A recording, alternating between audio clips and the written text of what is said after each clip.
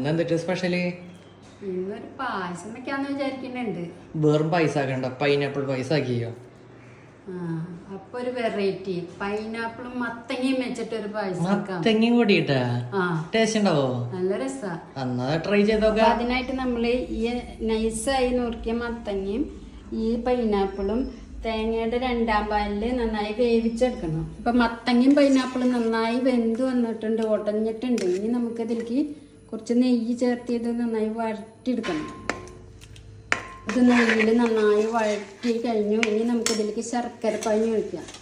നല്ല അടിപൊളി മണൊക്കെ വരുന്നുണ്ട്. ഇതിൽ കുറച്ച് നേരം ഇങ്ങനെ വഴറ്റി ഇതിലേക്ക് തേങ്ങയുടെ 2-ാം പാല് കുറച്ച് ഒഴിച്ചു. നമുക്ക് ഒരു നുള്ളു ഉപ്പിട്ട് തേങ്ങയുടെ 1-ാം പാല് ഒഴിച്ചു കൊടുക്കേണ്ട സമയമായി. ഇനി നമുക്ക് ഏലക്കപ്പൊടി ഇട്ട് കൊടുക്കാം. നമുക്ക് അണ്ടിപ്പരിപ്പ് മുന്തിരി മത്തത് ഇട്ട് കൊടുക്കാം. ഇപ്പൊ നമ്മുടെ മത്തങ്ങ പൈനാപ്പിൾ പായസം സെറ്റ് ആയിട്ട്. പൈനാപ്പിൾ പായസം, പൈനാപ്പിള് മത്തങ്ങ പായസം.